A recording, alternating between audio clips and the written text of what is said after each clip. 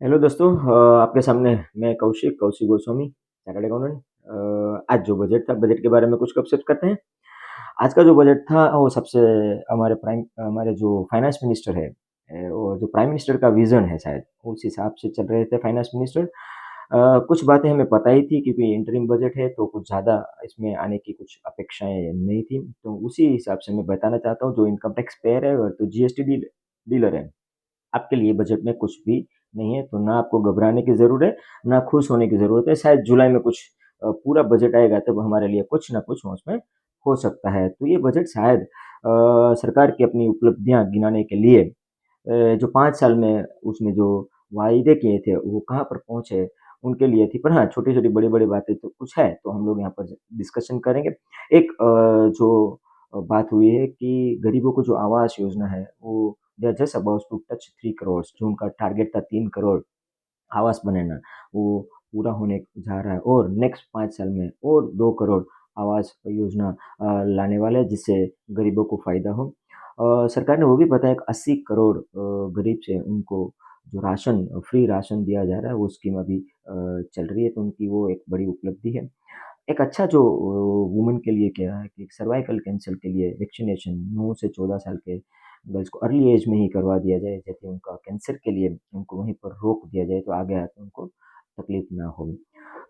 दूसरी tax payer के लिए एक है कि उनकी पुरानी डिमांड है या 25,000 से कम है तो 9-10 का साल लिया गया है, और 10,000 से कम है तो 14-15 के साल तक का जो पुरानी डिमांड है, उनको ज़ीरो कर दी जाएगी, उनको टैक्स नहीं पड़े। डिस्प्यूटेड डिमांड जो बहुत सारी पुरानी आपके पोर्टल में दिख रही थी, वो कोई भी रीज़न से हो सकती है, तो आगे देखते हैं पूरी स्कीम क्या होगी।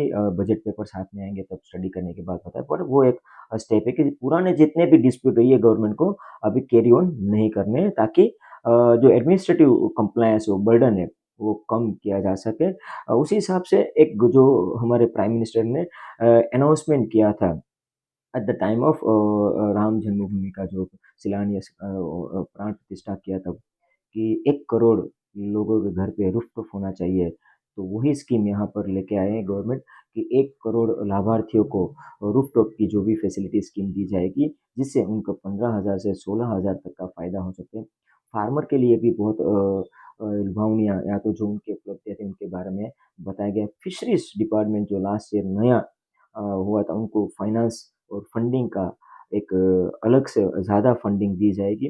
दूसरा जो बात बहुत सारी बहुत महत्वपूर्ण है, वो टूरिज़्म पर फ़ोकस किया है, जिसे हमें पता ही है कि क्या अभी टूरिज़्म लक्षद्वीप में चल रहा है, तो वहाँ पर उनको स्पेशली उनको बढ़ावा देने के लिए वो उसमें नए एयरपोर्ट और कनेक्टिविटी, पोर्ट और एयरपोर्ट कनेक्टिविटी बढ़ाई जाएगी। और दूसरी जो बात गवर्नमेंट की, हमारे जो रिलीजियस प्लेसेस है, उनको टूरिज़्म हब बनाने के लिए स्टेट और सेंट्रल पार्टनरशिप वर्क के साथ में मैचिंग कांसेप्ट ऐसा शब्द यूज़ किया, तो उनके साथ उनको बढ़ा दिया और उनकी ब्रांडिंग के लिए स्टेट को बढ़ावा दिया गया कि आप उनकी ब्रांडिंग के लिए कुछ एक्टिविटियाँ करो, तो सेंट्रल भी उसमें आपका सहभागी होगा। और ट्रांसपोर्ट कॉरिडोर, वो फिर एविएशन है या रोड है या पोर्ट है, उनके ऊपर भी ज़्यादा इम्पोर्टेंस दिया गया है, और मेनली इंफ्रास्ट्रक्चर पे ज़्यादा फ़ोकस दिया गया है और अपनी उपलब्धियाँ गिनाया है। तो मैं कहता हूँ कुछ स्टार्टअप के और इम्पोर्ट ड्यूटी के थोड़े बहुत बेनिफिट्स है।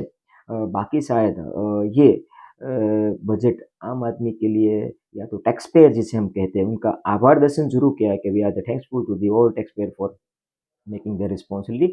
बाकी ये बजट में टैक्स पेयर के लिए कोई भी नई स्कीम या कुछ भी नहीं है। शायद जुलाई का बजट आए तब हम देखेंगे। तो बजट का पूरा अध्ययन करने के बाद शायद हम लोग एक नया वीडियो के साथ मिलेंगे। तब तक हमारे साथ जुड़े रहिए, सब्सक्राइब कीजिएगा। Thank you very much.